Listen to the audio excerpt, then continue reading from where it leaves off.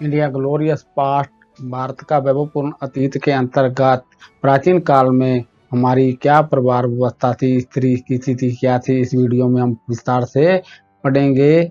और शुरुआत करते हैं। यानी कि भारत का वैभवपूर्ण अतीत यानी हमारे प्राचीन काल में हमारी क्या परिवार की व्यवस्था थी और स्त्रियों की स्थिति क्या थी। इस वीडियो को आप अंत तक देखें, सब्सक्राइब करें, आई बटन पर क्लिक करें और लाइक जरूर करें ताकि आपको आने वाले वीडियो अति शीघ्र मिल सके। इससे मैं आपको अधिक से अधिक वीडियो डाल सकूं और आपको इससे फायदा हो सके लॉकडाउन में। आओ शुरुआत करते हैं। पारिवारिक व्यवस्था और स्त्रियों की स्थिति। पारिवारिक व्यवस्था की संकल्पना भी भारतीय सामाजिक जीवन की महत्वपूर्ण विशेषता रही है। यह व्यवस्था भी भारत में सुदृढ़ रही है। इस संस्था ने व्यक्ति को व्यक्ति से जोड़कर समाज और राष्ट्र तक पहुंचाया है। परिवार की व्यवस्था है जो हमारे प्राचीन काल से लेकर आज तक मौजूद है। आज ही हमारे परिवार में तीन तीन पीढ़ियों के लोग एक साथ रहते हैं। भारत वसुधैव कुटुंबकम का विश्व संदेश देता है। इसका अर्थ है पृथ्वी एक परिवार है। प्रागैतिहासिक युग यानी कि सिंधु सरस्वती सभ्यता से में भी हमारे परिवार की संकल्पना के अवशेष मिलते हैं। अनेक संख्या में मरण मूर्तियां, मिट्टी से बनी मूर्तियां यानी कि मिट्टी से बनाकर और आग में पाई गई मूर्तियां जिसमें मेल फीमेल की ज़्यादा हैं अवशेष में मिली हैं, जो कि उस समय की मातृ सत्तात्मक परिवार के संकेत है। यानी कि परिवार के अंतर औरत का अति सम्मान था, उसका ही आदेश चलता था। यानी कि हमारी परिवार की स्थिति को संपूर्ण मातृ सत्तात्मक थी, यानी कि माता का अधिक योगदान था स्त्री का। वैदिक संहिताओं में परिवार के स्थान पर हमें कुटुंब शब्द का प्रयोग मिलता है। यानी उत्तर सिंधु सभ्यता के बाद उत्तर वैदिक काल में भी परिवार का स्थान उत्तर मिलता है। परिवार मौजूद थे, परिवार नाम की संस्था थी। इसमें 2 से 3 पीढ़ियों के लोग साथ रहते थे। वर्तमान परिभाषा में संयुक्त परिवार कहा जाता है। यानी कि सिंधु काल में भी परिवार मौजूद थे, वैदिक काल में थे, उत्तर वैदिक काल में भी परिवार के अवशेष मिलते हैं। उत्तर वैदिक काल में तो परिवार 3-3 पीढ़ियां एक साथ रहते थे। बच्चे, माँ बाप, चाचा ताऊ और दादा दादी तक एक साथ 3 परिवार साथ रहते थे। वैदिक युग में जो सत्ता पितृ सत्तात्मक थी, यानी कि सिंधु सभ्यता में हमारे परिवार में स्त्री ज्यादा देखभाल करती थी, लेकिन वैदिक काल में पितृ सत्तात्मक परिवार हो गए। लेकिन पुत्र पुत्रियों के सामाजिक धार्मिक अधिकारों में अंतर नहीं था। पुत्र के समान ही पुत्री को भी उपनयन, शिक्षा, यज्ञ करने का अधिकार था। जो 16 संस्कार थे उसी प्रकार पुत्र को जैसे 16 संस्कार किए जाते उसी प्रकार स्त्री के भी, पुत्री के भी संस्कार किए जाते थे। प्राचीन काल में स्त्री और माँ के रूप में स्त्रियों की अत्यधिक प्रतिष्ठा थी। आज भी हमारे स्त्रियों की पूजा नाना प्रकार से देवी पूजा की जाती है। नवरात्रों के अंदर काली माँ की पूजा, शेरों वाली माता की पूजा, अन्य कई प्रकार के हमारे आज भी स्त्री को माँ के रूप में पूजा जाता है। नवरात्रों के अंतर जतर नार्यंत्र पूजनते रमते ततर देवता, जहाँ नारी की पूजा होती है वहाँ देवता निवास करते हैं। यह भाव भारतीय समाज था जो आज भी मौजूद है। आज भी किसी न किसी रूप से स्त्री की पूजा भारतीय प्राचीन काल से वर्तमान भारत में भी की जाती है। ऋग्वेद में ऋषियों की तरह ऋषिकाएं भी थी।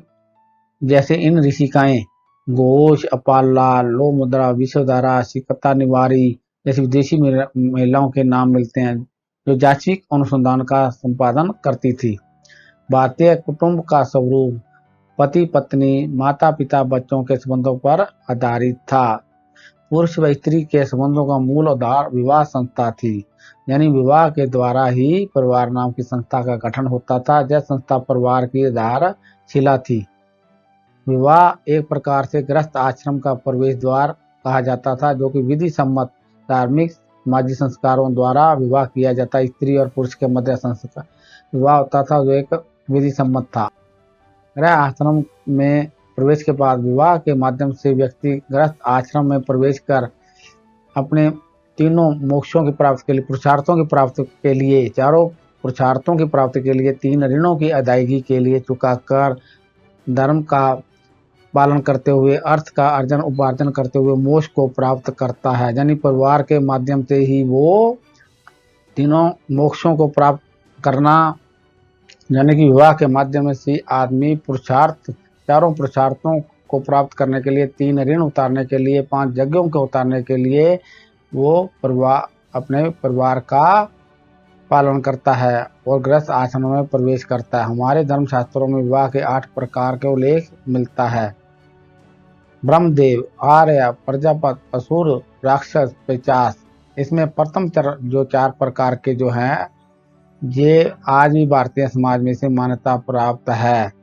ये जो अंतिम 4 प्रकार के विवाह, इसे भारतीय समाज आज भी मान्यता नहीं देता। जैसे बलपूर्वक शादी करना, विवाह करना, उठाकर ले जाना, जो आज भी हमारे समाज में मान्य नहीं है, प्राचीन काल से भी मान्य नहीं था। प्रथम 4 प्रकार के विवाहों को ही भारतीय समाज में प्रतिष्ठा प्राप्त हुई। जीवन की उपलब्धियां, सांस्कृतिक विशेषताओं, समृद्धि के कारण ही भारत को विश्व गुरु का दर्जा प्राप्त था। वैदिक कालीन सभी देवी देवताओं के प्राकृतिक शक्तियों से संबंधित गुणवाचक नाम थे, जिनकी संख्या बहुत थी। इन्हें 3 भागों में बांटा गया था, यानी कि जो प्राकृतिक शक्तियां मनुष्य के जीवन को प्रभावित करती थी, उसी आधार पर उन्होंने 3 भागों में बांटा गया है। वर्षा देवता, इंद्र देवता, अग्नि देवता, उनकी स्तुति करना, यज्ञ करना, इस प्रकार उनकी होते हैं। जैसे इनमें महत्वपूर्ण स्वर्गवासी देवता, आकाशवासी दोष, वरुण, सूर्य, सावित्री, आदित्य, उषा, मित्र, वरुण, अश्विनी, मित्र। पार्थिविक देवता जो पृथ्वी पर रहते थे, ये प्रथम स्वर्गवासी आकाश में निवास करने वाले देवता। पार्थिव देवता पृथ्वी पर रहने वाले देवता, पृथ्वी देवता, पृथ्वी को भी एक देवता माना गया। अग्नि देवता सोम, बृहस्पति, सरस्वती यानी जल देवता। वायुमंडलीय देवता, अंतरिक्ष में वासी, वरुण, वात, इंद्र, रुद्र, पर्जन्य, मारुत, यानी कि जो मानव जीवन को प्रभावित करने वाली शक्तियां, सभी को उन्होंने देव रूप में पूजा है, ताकि हमारी प्रकृति का संरक्षण हो सके। प्रार्थना, स्तुति, यज्ञ के माध्यम से देवताओं की पूजा अर्चना की जाती थी, यानी प्राकृतिक शक्तियों से शांत रहने के लिए उनकी प्रार्थना करना, उनकी स्तुति करना, यज्ञ करना, ये प्राचीन काल से वर्तमान तक चला आ रहा है। आज भी हम प्राकृतिक शक्तियों को शांत करने के लिए यज्ञ करते हैं। इंद्र वर्षा के लिए भी यज्ञ किए जाते हैं। प्राकृतिक बहुदेवीय शक्तियों की उपासना के होते हुए भी ईश्वर की परम एकता पर बल दिया गया है। एक वेद में कहा गया कि सत्य ईश्वर एक ही है। ऋषियों ने इनका अलग अलग रूपों में वर्णन किया है, यानी कि ईश्वर सभी में निवास करता है, एक है। भिन्न प्राकृतिक शक्तियां होते भी इस परम संचालन के लिए एक ही परम शक्ति है, जो ईश्वर एक है। उपनिषद, उपनिषद शब्द की उत्पत्ति 3 शब्दों से मिलकर की गई उप, नि और छद के रूप में मानी जाती है। इसका अर्थ होता है जो ज्ञान व्यवधान रहित होकर निकट आए, जो ज्ञान विशिष्ट संपूर्ण हो, जो ज्ञान सच्चा हो, निश्चित ही उपनिषद कहलाता है। यानी कि अपने पुरुषार्थ के अंतिम लक्ष्य मोक्ष को प्राप्त करने के लिए जो हमें सच्चा ज्ञान प्राप्त होता है, नित्य होता है, वह ही उपनिषद से प्राप्त होता है, वही सच्चा ज्ञान उपनिषद है। ऐसे परम ब्रह्मा की संज्ञा दी गई है। उपनिषदों के दर्शन के अनुसार ब्रह्मा ही संपूर्ण जगत की उत्पत्ति हुई है। ब्रह्मा से ही जो हमारी पूरी कायनात है, ब्रह्मांड है, इससे किसकी उत्पत्ति हुई है? ब्रह्मा से हुई है। इस दर्शन शास्त्र के अनुसार यह जगत पूर्ण ब्रह्मा में विलीन हो जाता है। आत्मा का ब्रह्मा में विलय होना ही मोक्ष कहलाता है, यानी आत्मा का ब्रह्मा में विलीन होना ही, आत्मा का परमात्मा से मिलन ही मोक्ष कहलाता है। उपनिषद हमें संस्कारी वस्तुओं से प्रतिमोह, त्याग, मन बुद्धि को निर्मल बनाना, सादगी, सदाचारी के जीवन जीने का संदेश देते हैं, यानी जियो और जीने का संदेश हमारे उपनिषद देते हैं। जो आज भी संसार में महापुरुष रामकृष्ण परमहंस, स्वामी विवेकानंद, स्वामी तीर्थ, स्वामी दयानंद, स्वामी सरस्वती ने उपनिषद दर्शनों की विवेचना की है।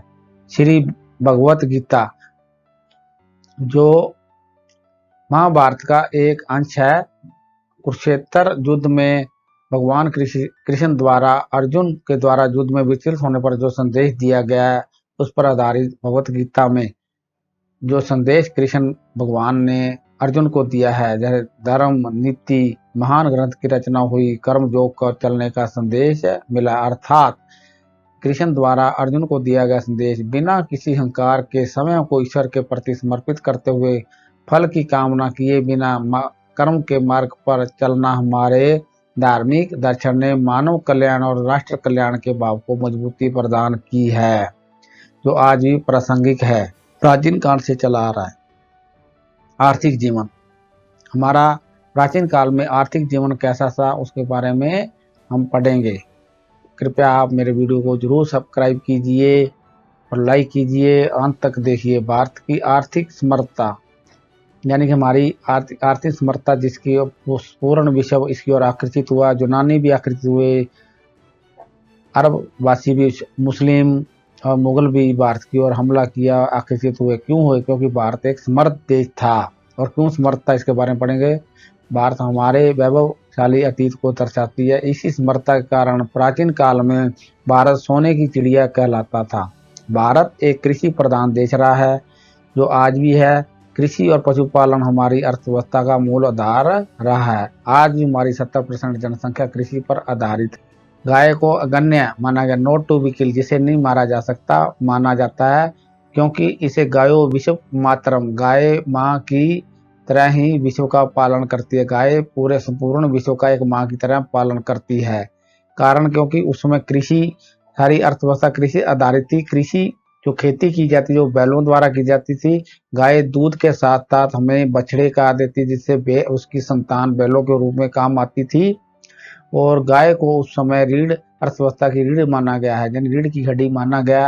यानी हमारी अर्थव्यवस्था जो कृषि थी वो गाय पर आधारित थी। इसलिए गाय, इसके पास जितनी अधिक गाय होती थी, यानी गोमत, अधिक गाय होना धनी व्यक्ति माना जाता था। जिसके पास जितनी अधिक गाय होंगी वह आदमी उतना धनी होता था। उसके पास उतने अधिक बैल होंगे, उसकी उतनी अधिक खेती होगी, उतना उसके बाद धन धान्य होगा।